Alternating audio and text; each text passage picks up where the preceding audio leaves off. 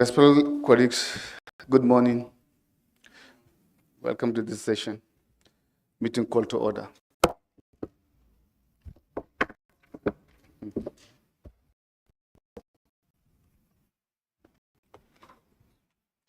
I now invite you, as required by tradition, to observe a minute of prayer, meditation, or reverence in accordance with our respective religious faith.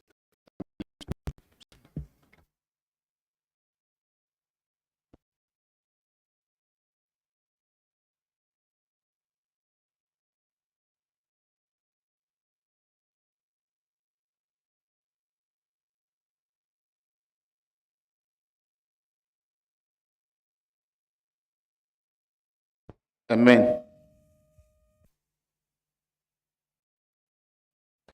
Thank you, honorable members. Mr. Secretary General, please proceed with the roll call of honorable members. Thank you.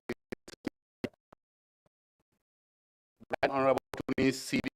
Mohammed. Honorable Wase Ahmed Idris. President.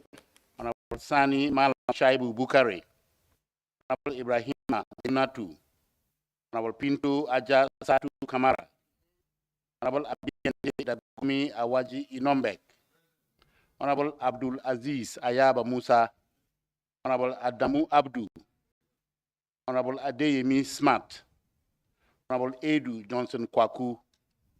Honorable Afenyo Markin Alexander Kwamina. Honorable Agbandao Kuno Nuhu. Honorable Ahi Samson. Honorable Aka Erbe. Honorable Akwashiki Godia. Honorable Alime Kena Francis Asekame. Honorable Alipu Senanu Koku. Honorable Ameya Cherme Kwasi. Honorable Asin Eme. Honorable Uyo Ibrahim Usman. Honorable Ayamba Ladi Ayi. Honorable Ayariga Mahama. Honorable Ba Chernomaju. Honorable Bako Nasiru Arifari. Honorable Balarabe Silami Abdullahi. Honorable Balogun Adebayo. Honorable Baro Keba K. Honorable Betra Emmanuel Kwasi. Honorable Buluvi Patrick Kojovi Senam. Honorable Borofis Ajayi. Honorable Bukar Fugu. Honorable Bacha Emmanuel. Honorable Khalifa Sidi. Honorable Kamara Karamu. Honorable Chuba Ikwiazu Lenda. Honorable Kulibali Traore Ajaratu. Honorable Daudu Bashir. Honorable Dabo Alhaji S. Honorable Jibo Ali Amadu. Honorable Ego Ogene. Honorable Ezenwa Onyewuchi. Honorable Fanny Musukura Chantal. Honorable Fernandez Alfredo Gabriela. Honorable Gabasawa Nasir Abdua. Honorable Bosho Maxel Mone. Honorable Gobir Ibrahim. Honorable Idi Ango Usman. Honorable Ndi Masiani. Honorable Isa Murtala. Honorable Isa Salifu. Honorable Isa Mayaki Ramatu. Honorable Jalo Samba. Honorable Kaipe Jonathan. Honorable Kamba Abdullahi Umar. Honorable Kula Wole Teo. Honorable Kone Nyago Jomo.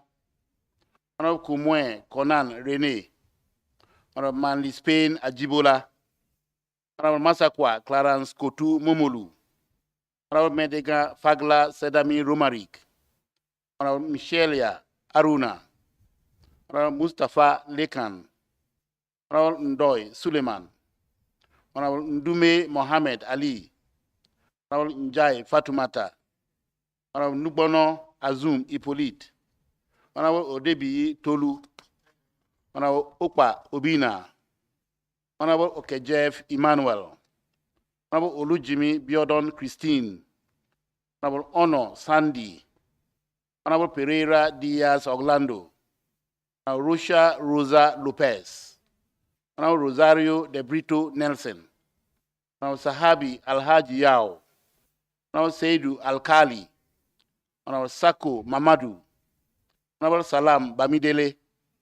Honorable Saleh Gabriel Zok, Honorable Sal Ibrahim Ababa, Honorable Sama Musa Shaka, Honorable Sankara Danladi, Honorable Santos Tavares Carlos Alberto Dos, Honorable Sa Urai, Honorable Cisse Veronica Kadi, Honorable Sanyong Aja Fata, Honorable Snow Jr. Edwin Melvin, Honorable Suarez da Costa Isa Filomena Pereira, Honorable Soklingbe Senu, Honorable Sila Adama, Honorable Teo Oluyemi Adewale, Honorable Tunkara Bileje, Honorable Umueji E. Michael, Honorable Vilan Abdullahi, Honorable Yusufu Abdurrahmani Bida Nuhum, Honorable Zago Stephen J.H. Mr. Speaker, the list is exhausted. I thank you. Thank you, Mr. General Secretary.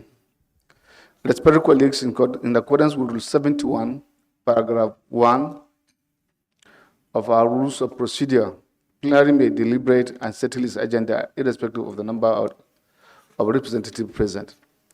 It is so decided. Yeah, you have an issue? Yes, please. I have an issue with the agenda, Mr. Speaker. Mr. Speaker, an important matter is at hand here, and we have an agenda. It is not added. There should always be any other business so that members can bring out their concerns. We are members of parliament. We came all the way from our country, spent weeks here, and matters of concern must be addressed before we close. So it should be added. Any other business must be added on the agenda so that members can voice out their concerns. Thank you. Thank you, Honorable Fatima, and I appreciate. Of course, if the need arises for us to deliberate on any matter, we shall always do that. But I want to beg that we shall have the understanding of what is normally, because in the parliamentary work, it's about procedure. And the procedure, part of it is what is given to us in subsequent number of times that speaking, and that has been the pattern of the agenda setting. But if there's need for us to put in any matter, we'll do that. Thank you very much. Respected colleagues, before proceeding with the agenda of our plenary sitting, I'm ready to announce to you that due to the reasons beyond our control, the symposium organized by the ECOWAS Female Parliamentary Association, ECOFEPA, cannot be scheduled in our session work program. It has been postponed to a date to be set later. Thank you very much. I therefore apologize on behalf of the Bureau of the ECOWAS Parliament and leadership and all the management and all concerned. Thank you. Honorable members, dear colleagues, having said that, on the agenda for the plenary sitting of today, Thursday, 15 December 2022, we'll have the presentation of Ghana Country Report. Again?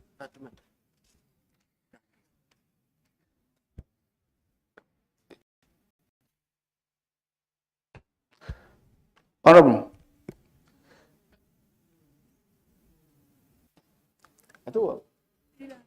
No, I didn't see that. Thank you.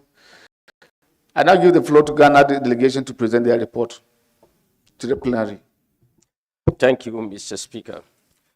Mr. Speaker, I present the Ghana report on behalf of the delegation of Ghana. In the interest of time, I will not be reading the 38-page report. I will be skipping some of the issues that have been incorporated in the report. Mr. Speaker, permit me on behalf of Ghana's delegation to present our country report covering the underlisted thematic areas: political and security situation, human rights situation, healthcare, status of implementation of community tests, protocol relating to the community levy, the protocol on free movement of persons and goods, the supplementary act on equality of rights between women and men for sustainable development in the ECOWAS region. Mr. Speaker, Ghana is relatively peaceful in spite of some internal and external challenges, such as land and chieftaincy disputes, threats of terrorism, and violent extremism. So, socioeconomic issues and activities of secessionist groups that are of national security concerns. Through effective collaboration among state security and intelligence agencies and the coordination of the activities by the government, through the Ministry of National Security, effective measures were instituted to safeguard the peace and stability of the country. Mr. Speaker, there were some agitations among various ethnic groups, triggered largely by land and chieftaincy disputes in parts of the country, and characterized by isolated cases of gun attacks.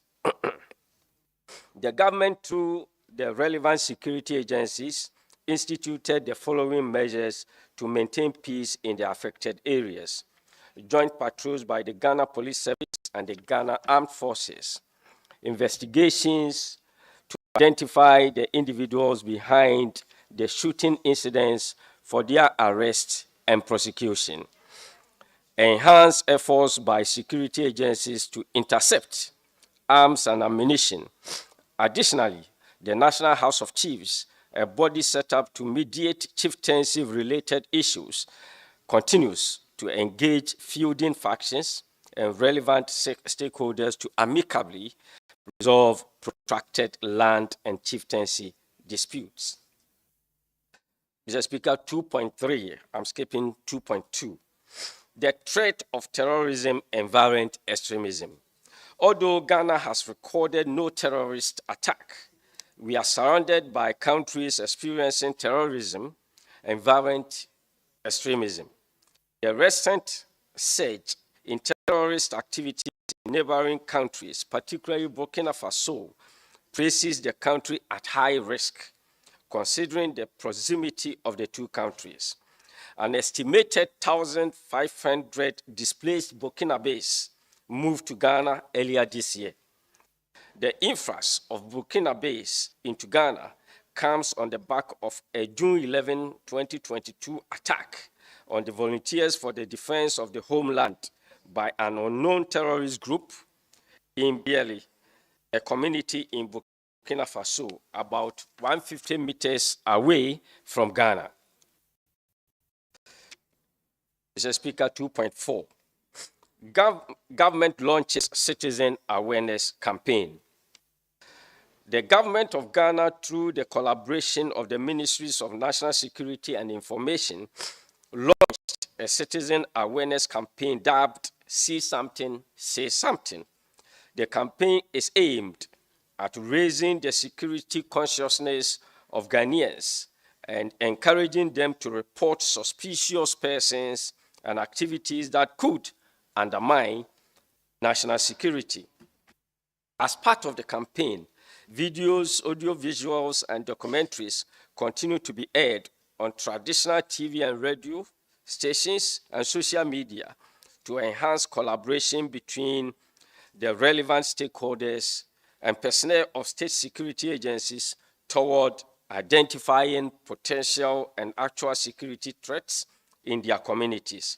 Additionally, a toll-free number has been provided to facilitate reporting of identifiable threats. The See Something, Say Something campaign is consistent with the tenets of the National Security Strategy of Ghana that advocates a whole of government and a whole of society approach to mitigating threats that confront the state. Mr. Speaker, I move to 2.6, political and socioeconomic development.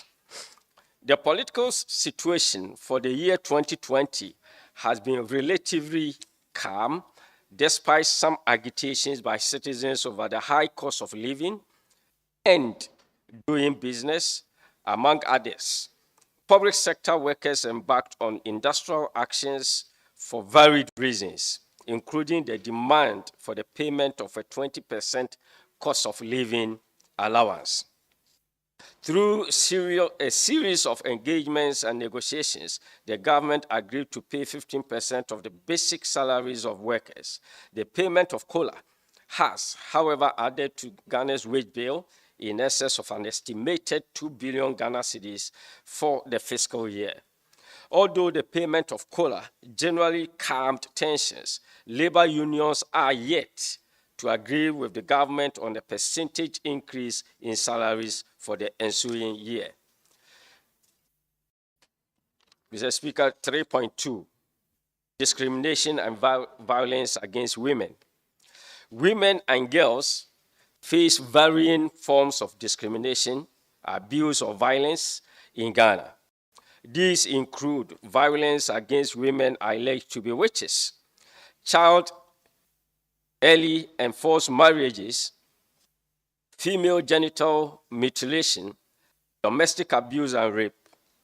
Deep-rooted cultural beliefs and sociocultural norms on the roles of women and girls sometimes contribute to them being treated as second-class citizens. The abuse and violence against alleged witches continued in the northern regions of Ghana. Most of these victims seek refuge in witches' camps. SHRAJ, on its part, has been working to ensure that women accused of witchcraft who suffer violence get access to justice through its Access to Justice project. The project also addresses other forms of gender-based violence and abuse to provide sustainable intervention and solutions. Mr. Speaker, 3.3, child abuse. Although the laws of Ghana prohibit all forms of child abuse, there have been some incidents of child abuse in the country. Child early and forced marriages is an abuse of the human rights of children in Ghana, despite the fact that the legal age for marriage is 18.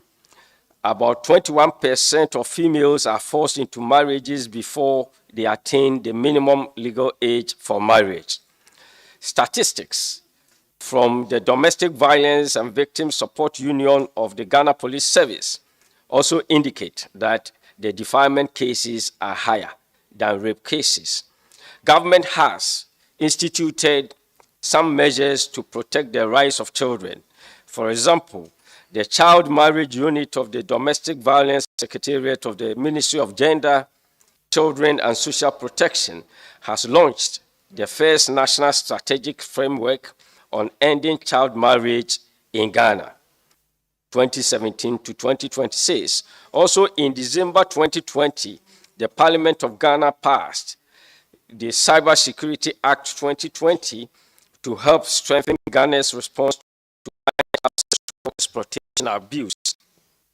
The Commission has made continuous effort to promote and protect the rights of women and girls by receiving and investigating cases involving the abuse of the rights of children. It has also promoted and protected the rights of girls through public education programs on child, early and forced marriages, female genital mutilation, and child labor.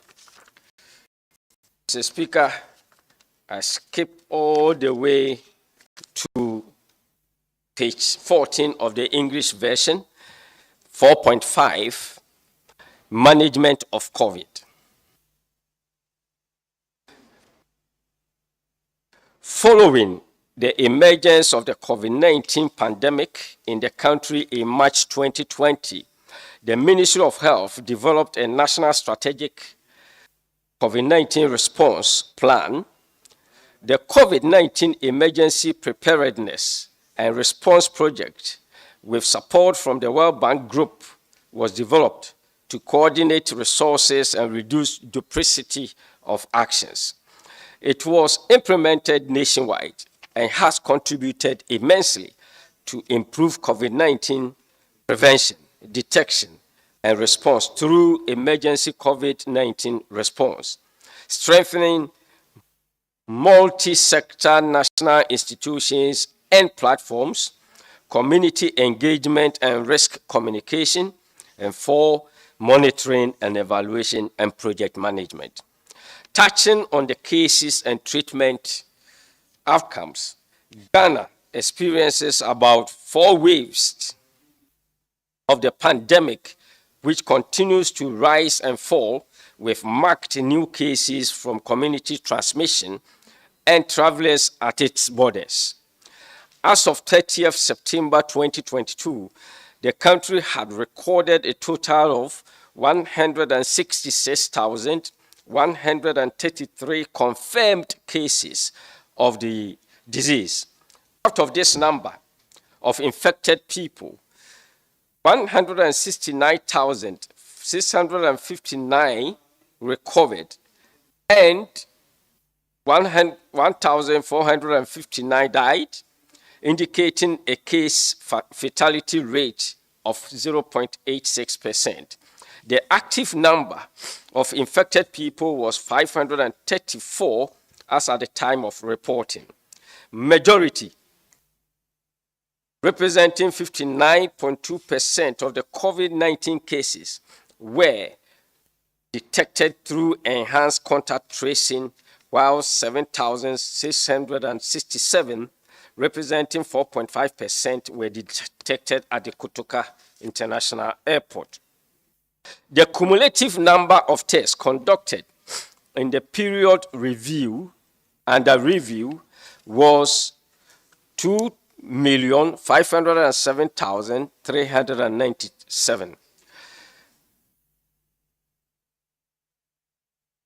Mr. Speaker, I continue from the from below table 2. Vaccination continues to be a key strategy for limiting the spread of the COVID-19 virus. A total of 11,648,093 persons, representing 51% of the target population of 22.9 million, and 36.7% of the total population had received at least 1 dose of the vaccine. In addition, 8,561,193 persons, representing 37.5% of the target population of 22.9 million and 27% of the total population of Ghana, had been fully vaccinated. A total of 2.1 million persons had received their first booster dose. The Ministry of Health, through the Ghana Health Service and other COVID-19 implementing partners, will continue to implement demand generation strategies, allocate resources for communication and social mobilization efforts, and deliver vaccines to the target population.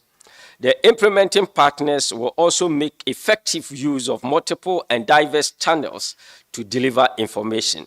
Aside these measures to improve COVID-19 vaccination, the country is making frantic efforts to produce vaccines locally to shore up the numbers, reduce costs, and improve the vaccination exercise towards herd immunity. The ministry has commenced processes towards the development of the National Vaccine Policy and the establishment of the National Vaccine Institute to coordinate the production of vaccines. Mr. Speaker, 4.6, challenges and mitigating strategies.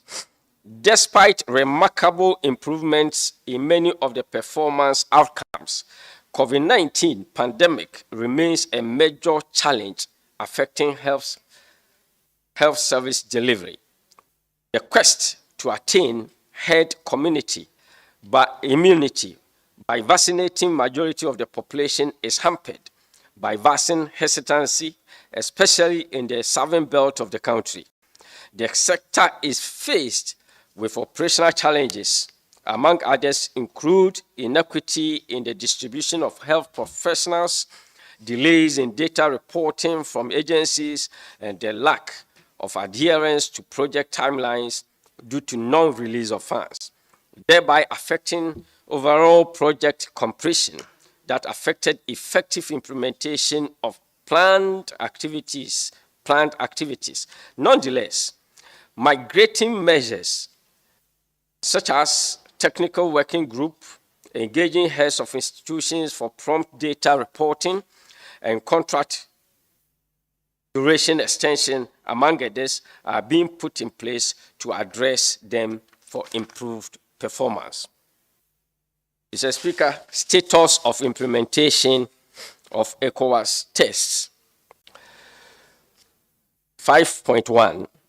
As of October 2022, Ghana had honored its financial commitments to the ECOWAS Commission as specified below. The amounts have been given and the amounts of monies paid are also there. I don't need to re-echo them. Mr. Speaker, I will move to page 23 of the English text, and the item is 5.3.2, so that the interpreters can follow. 5.3.2, gender policies strategies. The government of Ghana has in place policies and programs that seek to mainstream perspectives of women and men. To this end, policies and strategies such as the National Gender Policy, the 5-year strategic plan to address adolescent pregnancy, and the Ghana National Action Plan have been developed to further promote the rise and welfare of the citizenry. All these interventions have yielded some results, as it has increased awareness of the citizens on the role of women, the role women can play in the developmental process. Gender equality. Gender equality is the measurable equal representation of women and men in all spheres of society. The United Nations regards gender equality as a human right. It points out that empowering women is an indispensable tool for advancing development and reducing poverty. Gender equality is also a critical factor in achieving the SDGs. In spite of the existence of various legal frameworks and policies, the issue of gender inequality, particularly the low representation of women in leadership positions and other spheres of public life, continues to be a concern in Ghana. Although Ghana's constitution makes provision for equal opportunity for all, cultural values and other systematic inhibitions within the society tend to discriminate or exclude girls and women from full participation in governance and public life. Mr. Speaker, I skip all the way and I get to page 27, economic situation. 6.0, economic situation. The performance of the Ghanaian economy at the end of the third quarter of 2022 highlights the continued adverse impact of the challenging global impacts of COVID and the Ukrainian war and domestic environment on the economy. These developments have manifested through rapid exchange rate depreciation, high inflation, unsustainable debt burden, fiscal stress, and external sector shocks despite the monetary and fiscal policy intervention that were deployed in the first 3 quarters of the year. To better assess the macroeconomic developments for the first 3 quarters of the year, an analysis of macroeconomic targets set for 2022 as presented in the 2022 mid-year fiscal policy review, where overall real GDP growth of 3.7%, non-oil real GDP growth rate of 4.3%, end period inflation of 28.5%, overall fiscal deficit of 6.6% of GDP, primary surplus of 0.4% of GDP, and gross international reserves sufficient to cover at least 3.5 months of imports of goods and services.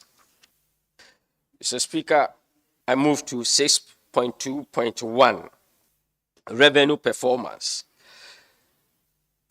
Total revenue and grants amounted to 65.399 million, which is 11% of GDP, compared with a target of 67 billion 307 million, 11.4% of GDP, and 49 billion 108 million recorded in the corresponding period in 2021.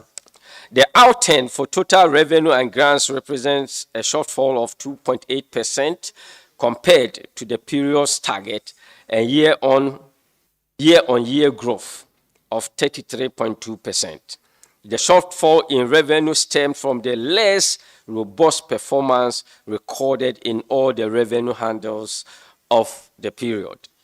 Domestic revenue for the period amounted to 64 billion 601 million, 10.9% of GDP, falling below the target of 66 billion 503 million.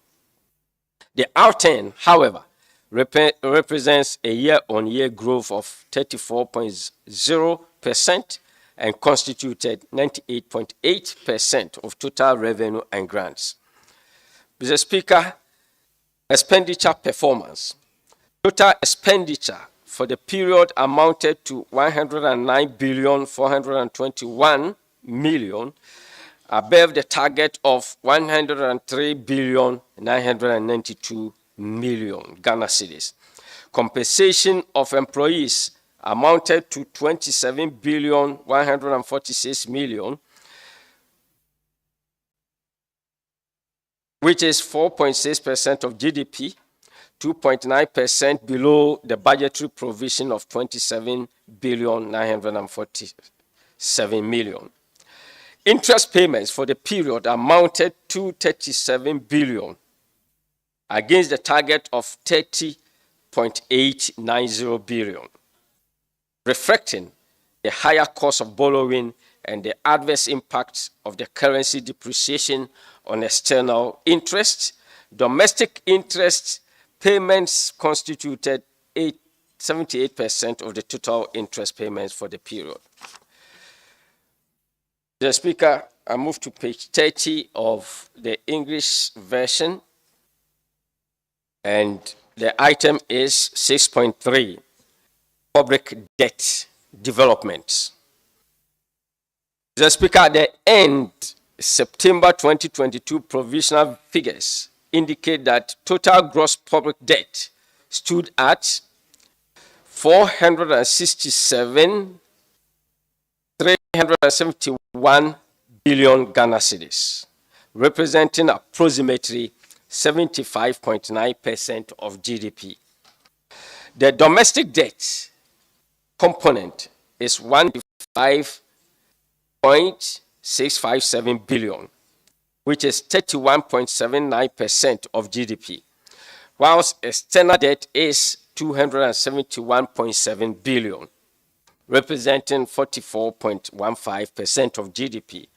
The increase in the domestic debt is largely on account of rising interest costs.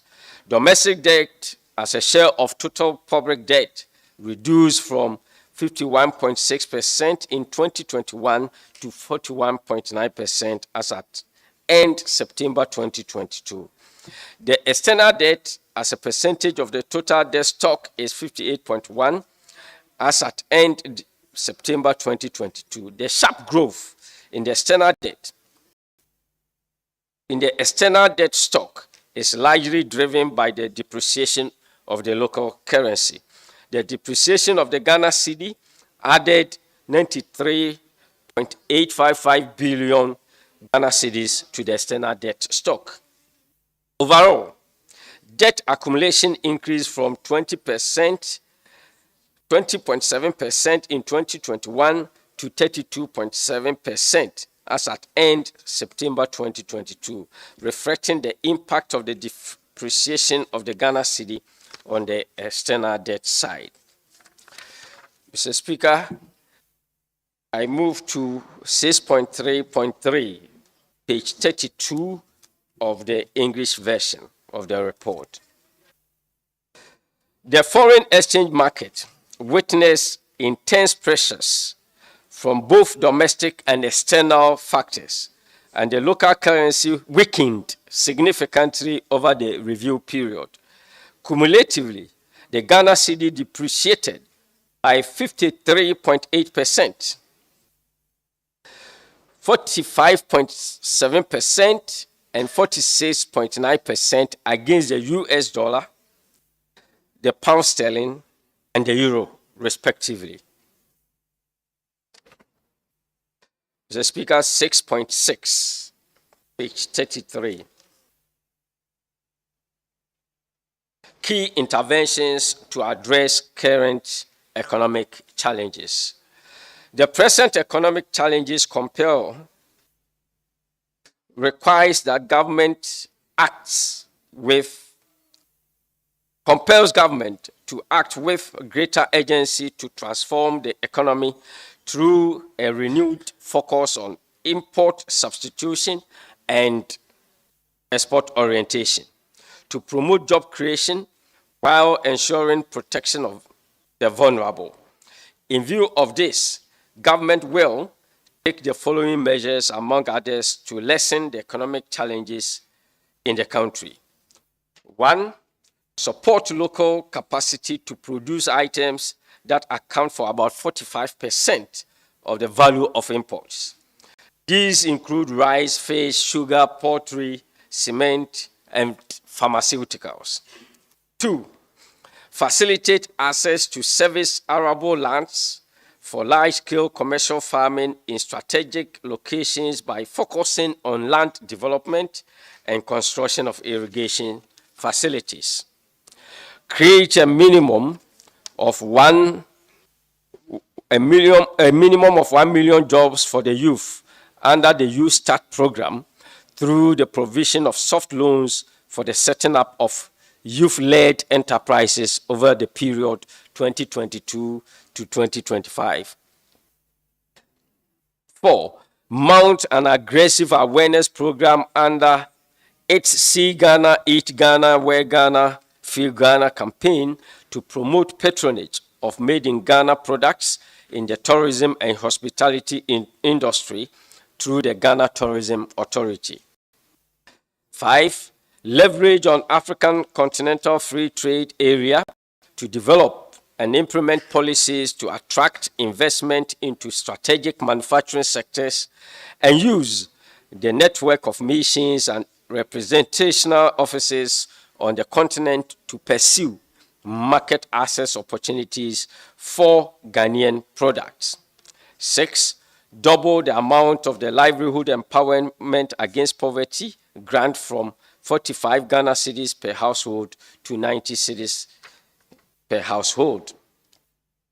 The Speaker, government's commitment to the implementation of its flagship programs, as well as policy initiative, remains unwavering. The free SHS currently stands at 1,308,816 students for the 2021-2022 academic year. In 2023, government will continue with the implementation of the free SHS program and facilitate access to various educational materials. To achieve its broad macroeconomic objectives, government will enforce the following strategies. 1, promoting inclusive growth without compromising fiscal consolidation. 2, anchoring overall public debt burden. 3, strengthening the inflation targeting regime and pursuing complementary monetary policy to promote monetary discipline.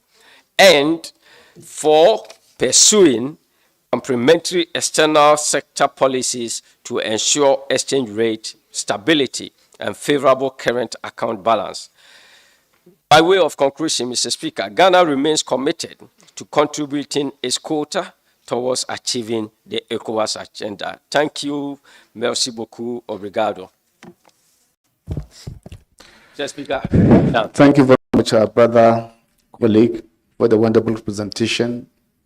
Very seasonally put. The list is now open for those who want to contribute.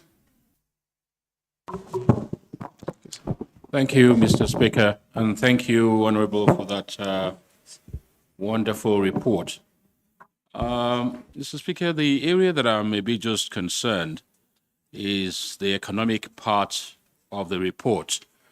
I read this morning on the news that the Ghana's inflation was at 50.2%. And if that is true, that is of major concern for any country, because that will adversely affect the majority of the masses in terms of pricing of products and all that.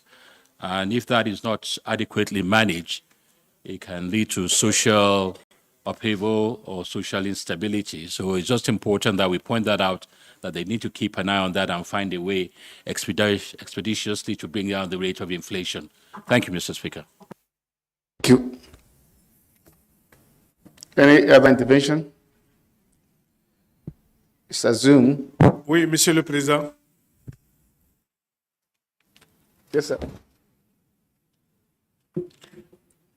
Monsieur le Président, bonjour. Merci de m'avoir donné la parole. Mais c'est quel genre de réunion qu'on fait où vous êtes au podium, il n'y a personne de l'administration et c'est quoi la mémoire de cette réunion? Voilà ce que j'ai à dire.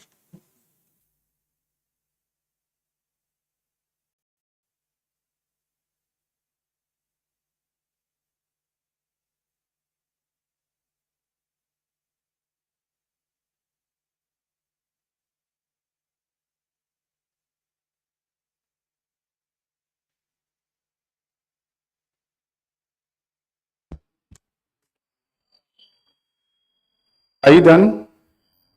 Thank you. Ghana may wish to respond.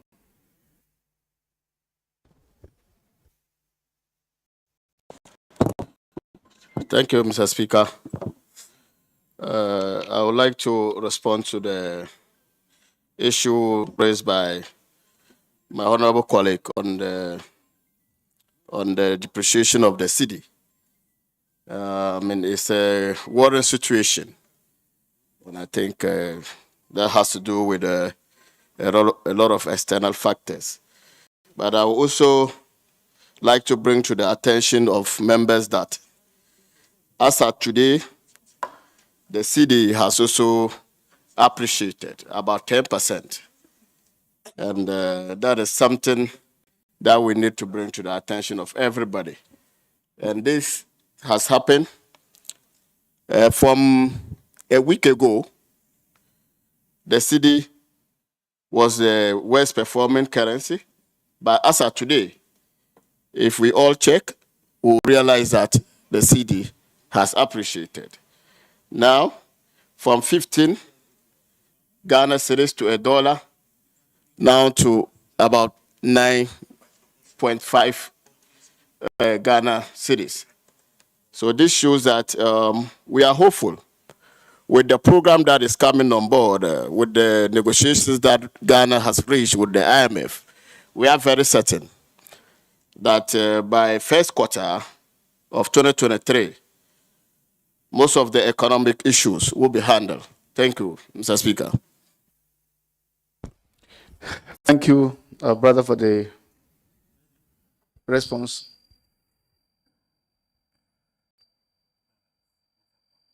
Okay. Honorable Masakwa.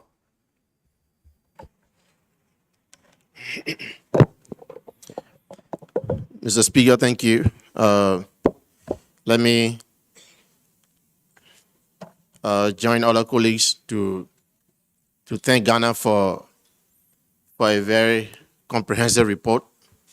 I think it's comprehensive, not just in length, the number of pages, but the quality of the information. And I'd like to recognize Ghana for that very great job. I have three quick concerns. Mr. Speaker, one is on the COVID intervention. On page 14, Ghana reported that there were 166,133 confirmed cases, but on the recovery note, a report that there were 169 recovery. Just the number. 166 confirmed cases, but there are 169 recovery. I think there's a issue with the number there. I would like to raise an issue with not an issue, but a question concerning the political situation. That Ghana is relatively, and I'm reading from the English version. I know we live in a world of relativity. So when you say that, that for me is a little bit uncertain, and forgive my interpretation, that Ghana is relatively stable. And then they mentioned about the chieftaincy election and the violent situation, and there was an issue of arrest and prosecution. I just like you to show light on how far is that case, whether those who were arrested have been prosecuted, and you talk about the state security. How did that end? The report doesn't really say how it ended. It says how it started. It doesn't address how it ended. And I'm afraid that if those issues are not resolved, it could run into other elections, particularly when you talk about tribal and land dispute. Those are very casual issues. Mr. Speaker, finally, leader of delegation, finally, on the issue of revenue, the numbers that you read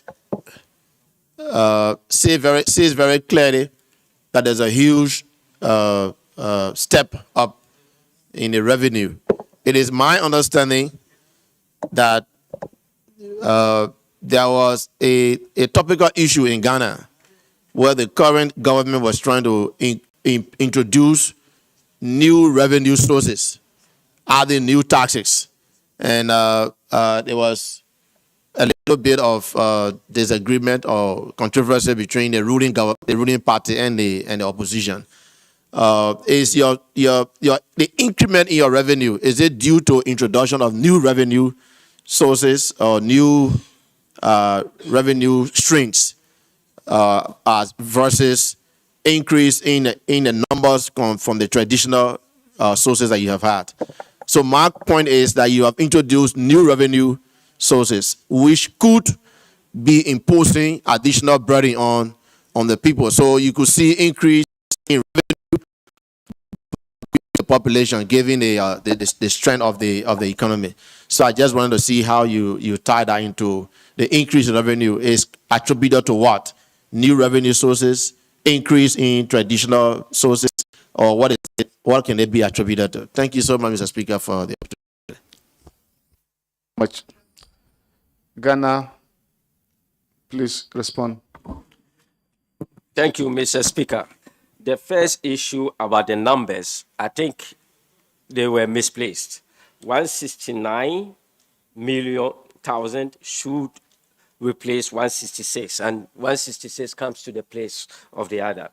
So thank you for drawing attention to that. Mr. Speaker, we said we are relatively peaceful because we cannot emphatically say that we are the most peaceful country. If we compare ourselves with other countries, I think the situation in Ghana is peaceful. Yes, in connection with the arrest, people are still before court, but the justice system, they say if you hasten justice, you may deny justice. So they are taking them through the process in the court. The issue of revenue, it was a tussle towards the end of last year when government decided to introduce yield levy. The percentage of yield levy was 1.75%. There was disagreement as to the level of percentage. Eventually, it was passed at 1.5. Even in this current budget presented to Parliament by the Minister for Finance, he proposes that we approve a reduction from 1.5% to 1%.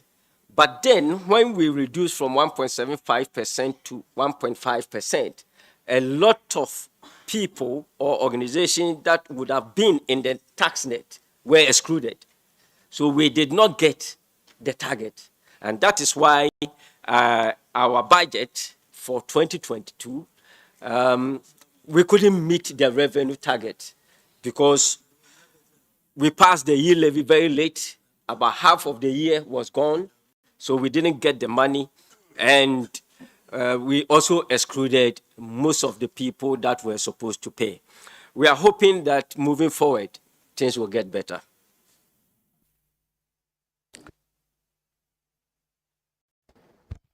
Our brothers for the wonderful response. The spirit colleagues, I hereby submit the report presented to plenary for adoption. Adopted? Thank you. Honourable members, the item on the agenda for our plenary sitting have been exhausted. This also brings us to the end of the agenda for our 2022 second ordinary session. Before declaring the session closed, I want to seek your attention for my closing speech for the 2022 second ordinary session of the ECOWAS Parliament.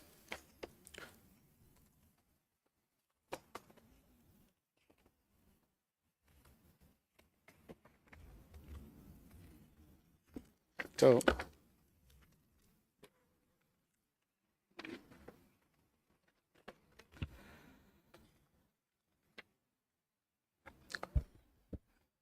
very revered, respected, distinguished colleagues, ladies and gentlemen, today marks the end of the 2022 second ordinary session of the ECOWAS Parliament, and it's with great gratitude to the Almighty God that I celebrate this success. This session enables us to consider the consolidated community budget and recommendations from the relevant communities, thereby leading to its final adoption. In addition to the consideration of the community budget, this session enables us to dedicate time to examine several referrals from the ECOWAS Commission. These referrals were successfully considered and opinions rendered. In addition, the report of the 2022 second ordinary session of the ECOWAS Parliament, the report of the standing and ad hoc joint committees, and reports of the parliamentary fact-finding and oversight missions were considered and adopted as well. I wish to congratulate us all for our perseverance and commitment towards our call to duty to the community. Permit me to extend my deep appreciation to His Excellency Umaru Sissoko Yambalo, Chairman of the Authority of Heads of States and Government and the President of Guinea-Bissau, as well as His Excellency Muhammadu Buhari, GCFR, President of the Federal Republic of Nigeria, for honoring our invitation to attend the formal opening of the session. I equally wish to extend our profound gratitude to other dignitaries, notably His Excellency Fortin Churumbia, the President of the Pan-African Parliament, His Excellency Enam Mayara, President of the Moroccan House of Councillors, heads of ECOWAS institutions, and other dignitaries for availing us their presence, thereby adding value to our session. I thank them for their commitment to the ECOWAS Parliament and the community at large. I wish also to recognize my dear colleagues, the honorable members of this Parliament, for this hard work, cooperation, present throughout the duration of this session. Your passion, dedication, commitment towards the realization of the Parliament's goals and objectives is worthy of praise and emulation. In the same vein, I appreciate everyone whose contribution made this session a success. Honorable members, dear colleagues, ladies and gentlemen, with a deep sense of fulfillment, I wish to observe that the milestone achieved in the year 2022 readily called for a breath of satisfaction. They are, however, a reminder and a call to what lies ahead of us. Going through our report and submission, you will readily agree with me, we still have a lot to do to bring succor to the people that we serve. To say the least, our journey is yet to begin. I therefore implore you to get ready for another year of rigorous task and commitment to our community. Let me draw your attention to the fact that each year comes with its own blessings, challenges, and uncertainties. We must therefore stand on the side of hope that this year, 2023, will usher in the best for us in our moments of stock-taking and deep, sober reflection. Let us all, while pondering on our achievements and inadequacies, draw up new and dynamic ideas toward the tasks that we will be faced with in 2023. There is no better time than now to brace up in the readiness to work for a better future for our people, regardless of our political upheavals, economic instability, humanitarian and environmental disasters that have bedeviled the sub-region. I am confident that we have the capacity to face the challenge, to face our challenges and make the best of them to drive us into growth and development. Let us always remember that we are always able. Honorable members, dear colleagues, ladies and gentlemen, talking about election 2023, I wish to call on our brothers and sisters in Nigeria, Liberia, Sierra Leone, and other countries in the sub-region who will be going into polls in 2023 to embrace love, peace, sportsmanship. We must remember that peace and stability is paramount for the well-being of our community. We must never allow the need to make choices tear us apart. Rather, the choice we make should strengthen our love and brotherness. To this end, we at the ECOWAS Parliament will watch, pray, and wish that this election will be peaceful and successful.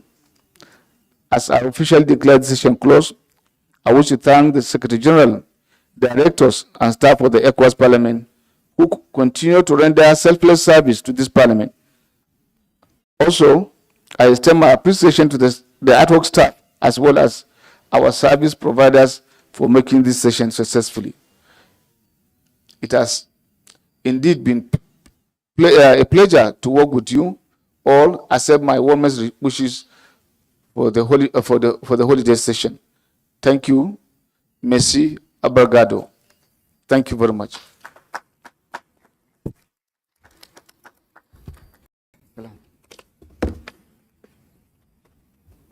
Yes.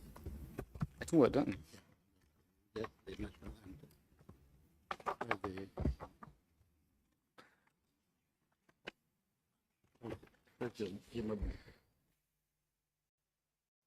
Thank you very much. I think I can guess what is now left is for us to rise for the national anthem, marking the end of this session.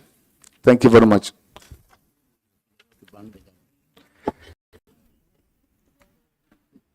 End of session.